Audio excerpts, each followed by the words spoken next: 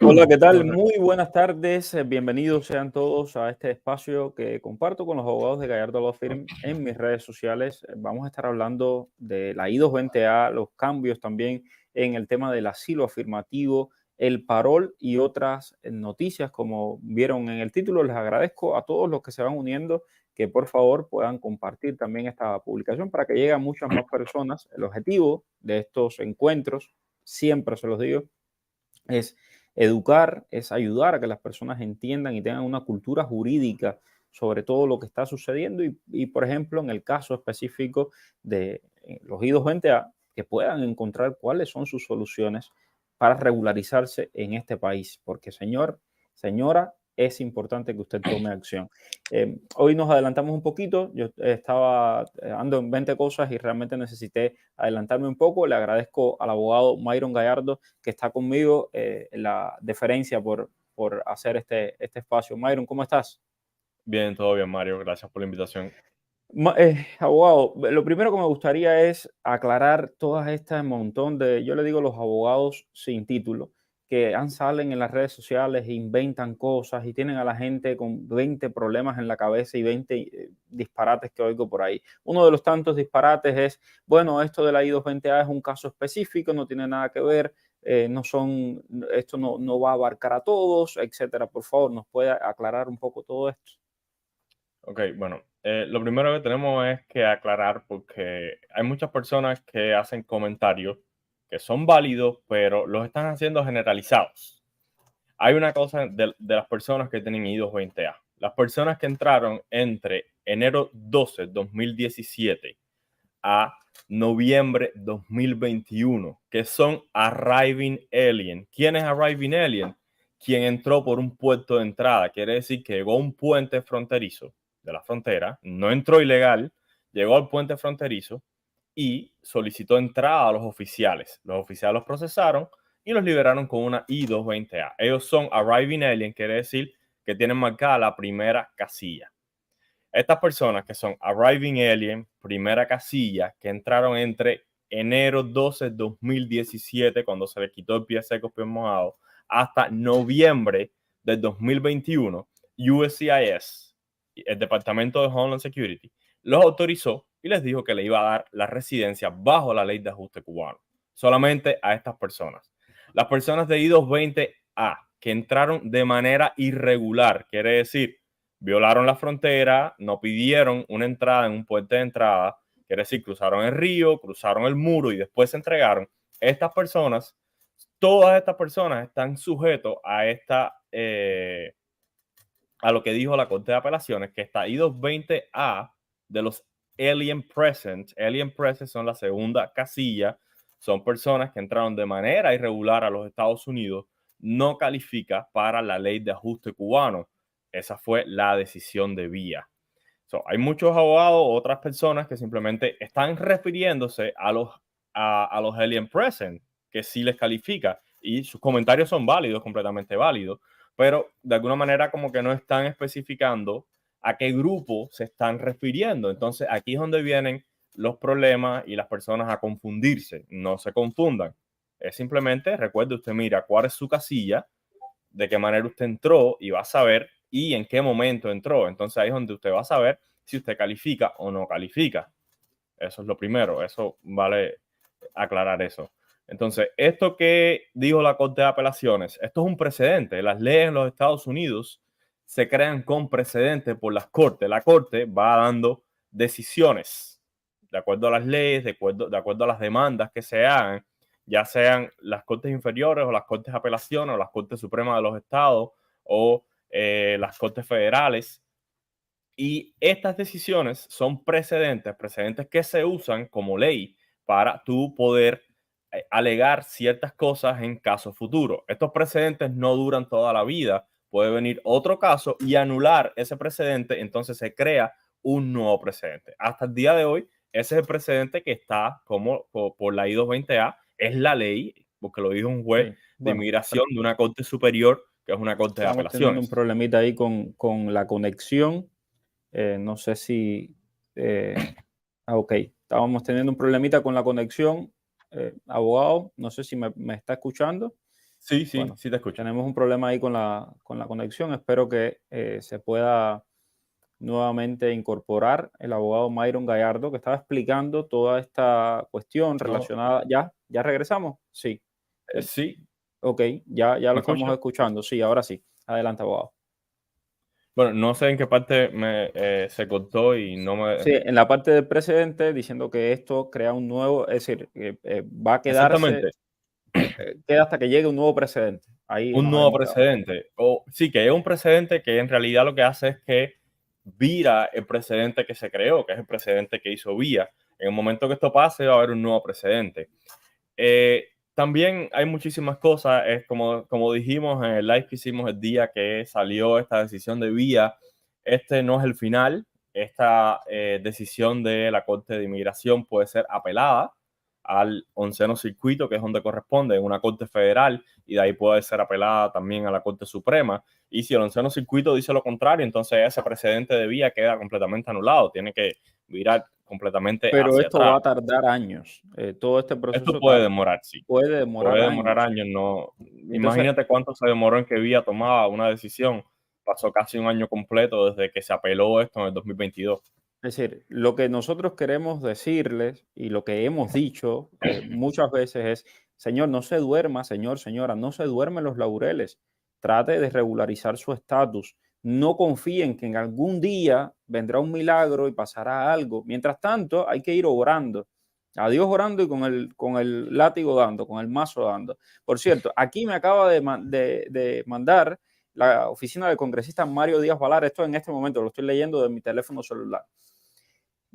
Ha emitido el siguiente comunicado con respecto a la I-220A. Dice, me siento profundamente indignado por las decisiones grotescas e irresponsables de esta administración en materia de inmigración que están causando confusión, caos e injusticia. Expresé estas preocupaciones el año pasado enviando una carta sobre el tema del formulario I-220A y el actual caos es resultado de la trágica incapacidad de esta administración para asegurar las fronteras, respetar las leyes de inmigración, etcétera, etcétera. Bueno, y también se está solidarizando y dice que los cubanos deberían ser regularizados bajo la ley de ajuste cubano. Ya antes vimos a María Elvira Salazar hacer algo similar. Esto lo esperábamos porque todos los congresistas cubanoamericanos han estado diciendo que la I-220A debe ser considerada también como un parol. Entonces, abogado, con respecto a esto, ¿qué, es decir, que quiero que quede muy claro? O sea, lo que hemos estado intentando es, señor, señora, busque su manera de regularizarse, de tratar de hacer sus trámites correctos en este país. Si usted entró con una I-220A, lo que usted debería haber hecho, y eso lo hemos dicho desde el día 1, no le hemos estado dando esperanza a nadie, hemos estado diciendo las cosas como tiene que ser, haga su caso de asilo. Sí, exactamente, Mario. Y bueno, mi recomendación para todos, y siempre lo que le he dicho a todas las personas a las que represento, ya sea en la Corte de Migración o delante de USCIS, tú no puedes jugarlo todo a una carta. Tú tienes que poner todas las cartas sobre la mesa. Tú tienes que agotar todas tus opciones. Cuando usted va, muchos de los que nos están viendo puede que hayan estado en sus master hearing ya. Cuando los jueces dicen cuáles son tus opciones para regularizarte, cuáles son las opciones que tú me vas a presentar. Tienen que presentarme todas las opciones, este es el momento. Por eso hay que presentarlo todo, absolutamente todas las opciones posibles que te permitan ajustarte, ya sea por ley de ajuste cubano, por asilo, por withholding, por reclamación familiar, por un cancellation or removal, las personas que ya son residentes y que tienen orden de deportación. ¿Sabes? Tú tienes que presentárselo todo, absolutamente todo a la corte, porque lo que tú no presentes, lo pierdes. Y aunque de alguna manera no sea una opción extremadamente válida o o tenga un por ciento bajo de aprobación, igual tienes que presentarlo. ¿Por qué? Porque las leyes de inmigración cambian mucho, cambian todos los días, hay Que, cosas que van cambiando y tú que no por, sabes si mañana va a cambiar algo que te pueda ayudar con una aplicación que está presentada.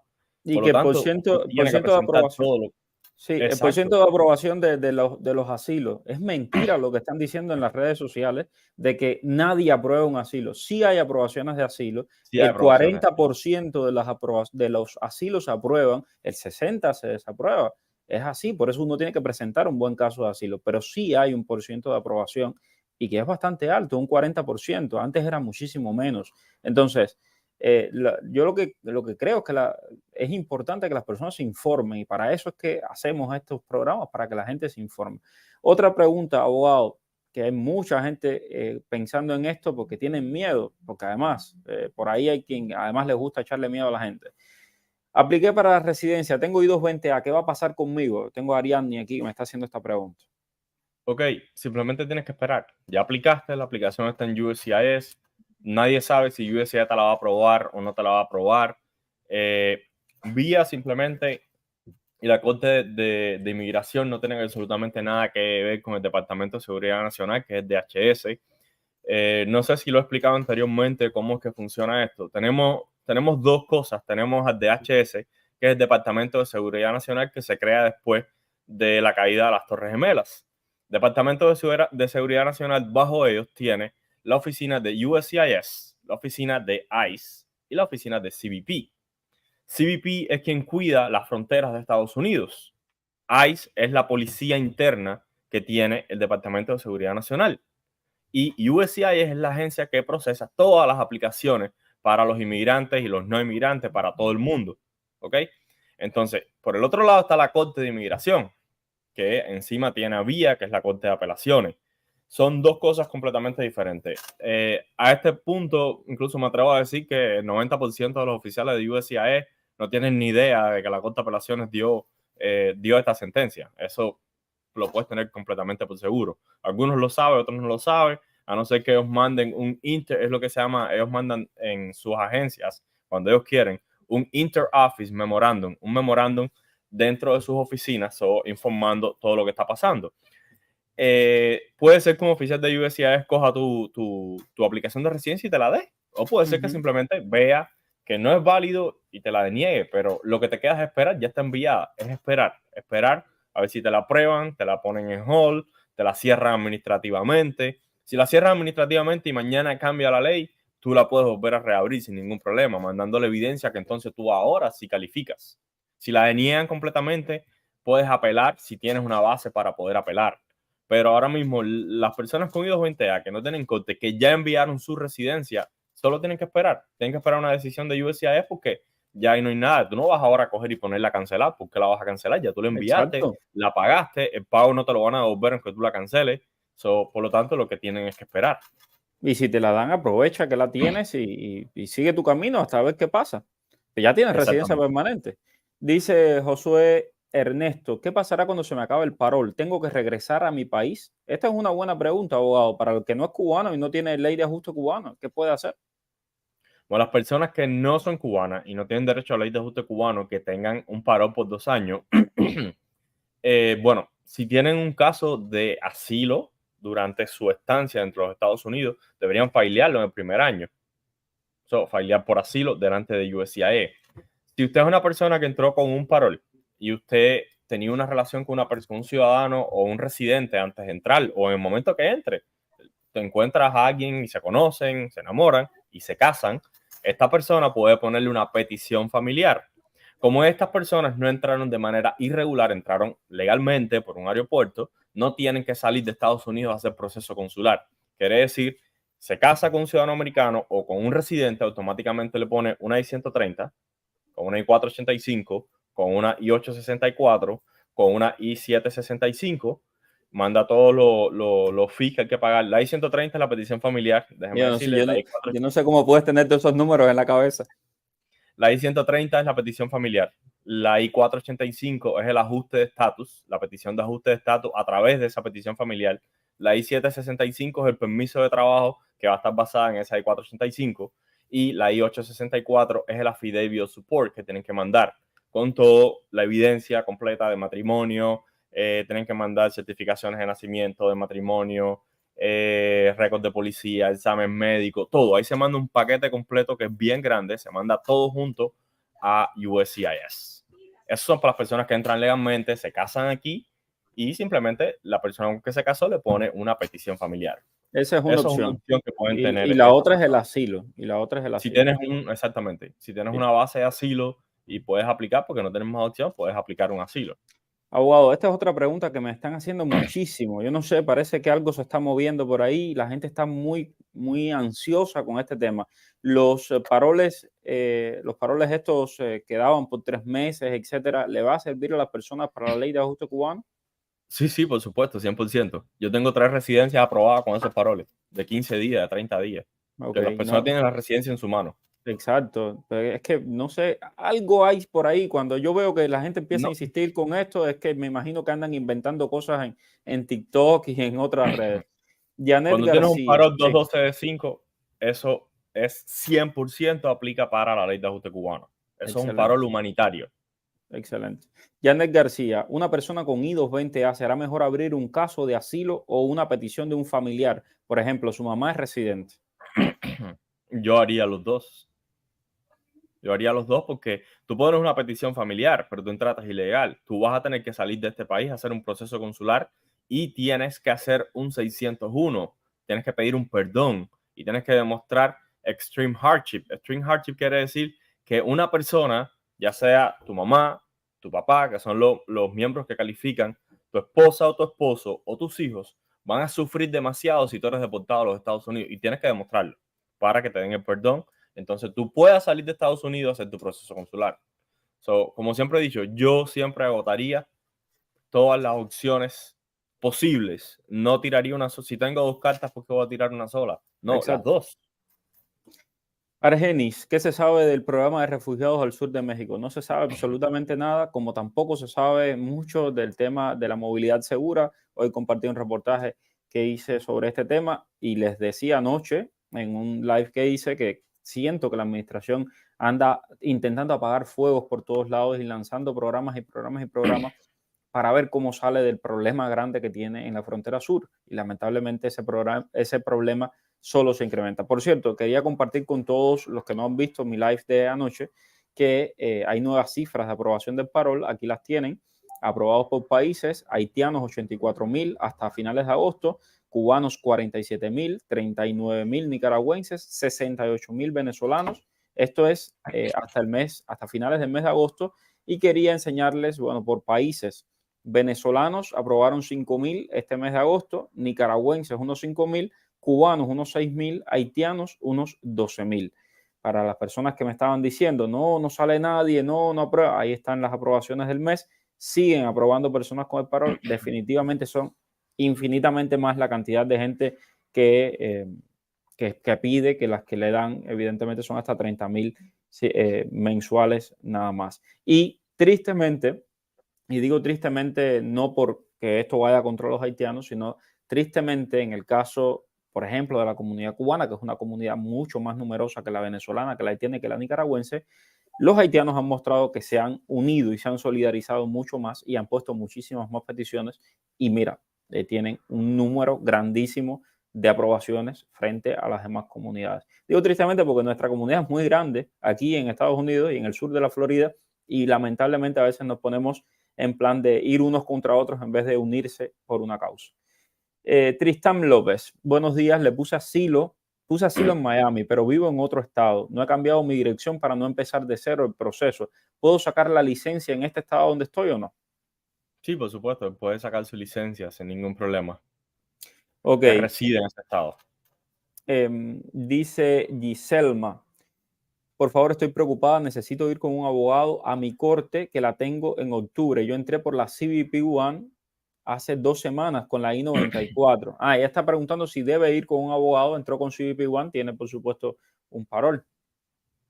Cuando tienes un parol, tu primera corte, no sé si revisaste el Automated Case Information en el website de la corte, si en realidad tienes corte, porque me imagino que piensas que tiene corte porque te dieron un NTA donde tiene una fecha de corte, pero puede ser que ese NTA no esté puesto en corte, tal vez ni siquiera tengas corte, eso tienes que revisarlo. Normalmente cuando vas a la primera corte sin abogado, lo que pasa es que el juez te da una nueva fecha de corte para darte un tiempo para que tú te busques un abogado. Pero Y no como tienes, necesariamente. como tienes un parol, si es que tienes un parol, que me imagino que sí, al año y un Sí, día, si eres cubana, Giselma, puedes aplicar a la ley de ajuste cubano, eso si eres cubana, y si no, bueno, ya sabes, tienes que buscarte un abogado y hacer tu caso de asilo porque vas a tenerte que regularizar por acá. Una persona, dice Lizeth Puentes, una persona que entró en noviembre del 2021, I-220A segunda casilla, asilo con USCIS, no ha aplicado a la residencia y la semana pasada le llegó la fecha de corte para julio del 2025. ¿Qué puede hacer? Lo primero que tiene que hacer esta persona, Mario, es pasar su asilo a la corte. Eso es lo primero que tiene que hacer. USCIS no lo va a hacer, no va a pasarle el asilo a la corte. Es tu responsabilidad hacerlo. Si estás fuera de tiempo, quiere decir si ahora mismo estás fuera del año de fallar el asilo y la acaban de poner en corte, tiene que fallar una moción para poner el asilo en corte.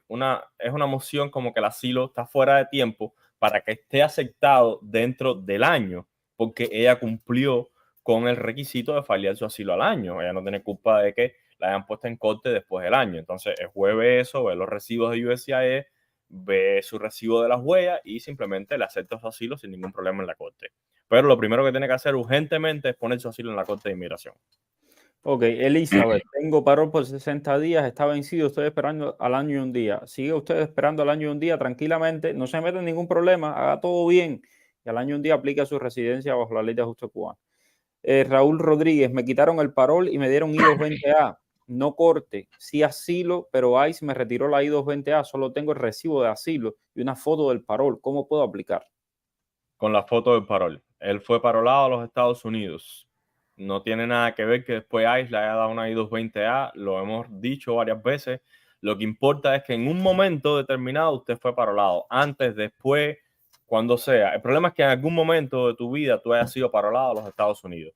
Eso ya es válido para aplicar a la ley de ajuste cubano. Hola, abogado, tengo I-220A, mi primera fecha de corte es el 26 de diciembre, no he aplicado a la ley de ajuste, ¿qué me aconseja? Bueno, lo que te aconsejo es que tengas un asilo bien preparado en la Corte de Inmigración. Ahora mismo, la I-220A, a no ser los que mencioné, las personas de enero 2017 a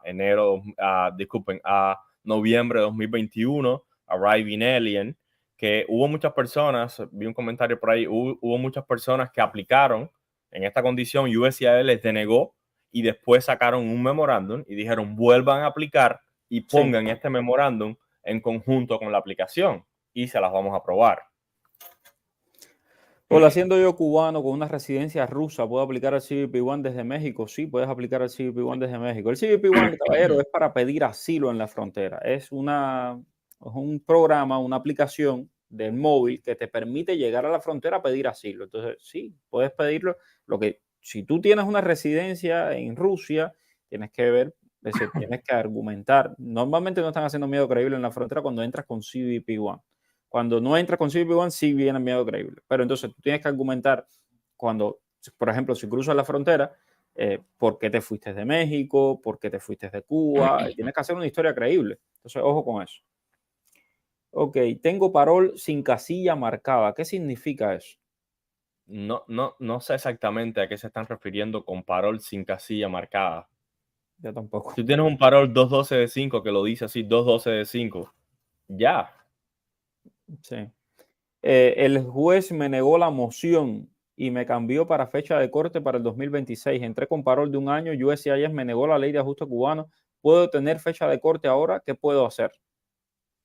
Bueno, no sé cuántas veces fallaste la moción. Hay personas que, como un caso que también tengo, que mandaron 3 mociones completamente erróneas mal para terminar los procedimientos y el juez se las denegó las 3 y en la última le dijo que ya no podía failearla, que esa la agotó, que la única manera que tenía era pedirle al DHS prosecutorial discretion, que es como pedirle, disculpen, al DHS, que son los contrarios, son los fiscales en estos casos de inmigración, que se una con ellos para una moción para terminar el caso. So, tienes que ver cuántas veces las mandaste, cómo la mandaste, si estaba bien escrita, si estabas poniendo todas las alegaciones, porque hacer una moción para terminar los procedimientos tienes que saber cómo hacerla, tienes que poner la ley, tienes que poner cuál es la autoridad que le da al juez, que es un caso de una opinión del Attorney General que le está dando el poder al juez para terminar los procedimientos. Ok, abogado, porque ya se nos está acabando el tiempo y quería que nos explicara el tema este del cambio con respecto al asilo. ¿Qué significa esto con el asilo afirmativo que hay que llevar el intérprete? ¿Qué cambio es este? Oiga, exactamente, lo que está diciendo USCIS es que las personas que tienen asilo afirmativo y que USCIS le pone una entrevista que tienen, y si no hablan el idioma inglés, no entienden el idioma inglés, tienen que llevar su propio intérprete. El intérprete no puede ser el abogado, no puede ser un oficial del gobierno, tiene que ser un intérprete certificado que tienes que llevarlo contigo allí para que sirva de intérprete durante toda la entrevista. Son entrevistas que duran 3, 4 horas, 2 horas. Si no llevas intérprete y no tienes una buena, muy buena justificación, van a desestimar tu asilo y simplemente pierdes el derecho a asilo. Ya, ya ahí estuve leyendo que puede ser, estuve leyendo en USCIS que lo importante es que no esté metido en tu caso de asilo, que no sea testigo tuyo, que no Exacto. sea un funcionario del gobierno del cual tú estás huyendo, pero que puede ser una persona que hable bien el inglés y que hable bien el español, etcétera. Entonces, Sí, pero estas personas tienen que jurar bajo palabra allí, pues se lo van a hacer jurar. Por eso lo digo, la persona que usted va a llevar tiene que aclararle esto, porque cuando te hacen jurar bajo palabra, una persona que te ve ahí, la persona puede asustarse y decir, espérate un momento, porque por eso decía un intérprete certificado, porque ellos saben de lo que estoy hablando. Te van a hacer levantar la mano y tú tienes que jurar que tú eres capaz de traducir del inglés al español, del español al inglés perfectamente. Y si en un momento hay un problema durante la entrevista y el intérprete no es capaz de transmitir el mensaje que está dando el oficial o el mensaje que está dando la persona, ahí vas a tener un problema. wow. Bueno, esta señora Maritza Estrada dice que lleva 4 años esperando por su residencia y no le llega. Entró con parol y que no le llega a la residencia permanente. ¿Qué puede hacer? Bueno, lo que tiene que hacer en realidad es decir, mandarle un request a USCIS de que la petición, bueno, la aplicación está completamente fuera de tiempo. A veces USCIS manda una respuesta automática que no tiene absolutamente nada que ver. Tienes que volverlo a enviar, insistirle. A Ok. ver qué es lo que está pasando. Bueno, señores, se nos ha acabado el tiempo. Siento mucho que tuvimos que cambiar a última hora el horario y hacerlo a las 4:30, pero mañana, como todos los días, vamos a estar aquí a las 5 respondiendo todas sus preguntas. Así que nada, gracias mil. Escuchen ahí muchos live en mi canal de YouTube. Vayan allí. Hay muchas explicaciones y la mayor parte de sus preguntas, de las preguntas que veo en el chat, ya las hemos respondido también en live anteriores. Así que pueden revisar ahí y buscar más información. Gracias, abogado. Bueno, gracias, Mario. Que tengas buenas tardes. Chao a todos. Dime cuál es el periodista que está en el boom. Es Mario Brinco. El periodista que te trae toda la información. Es Mario Brinco.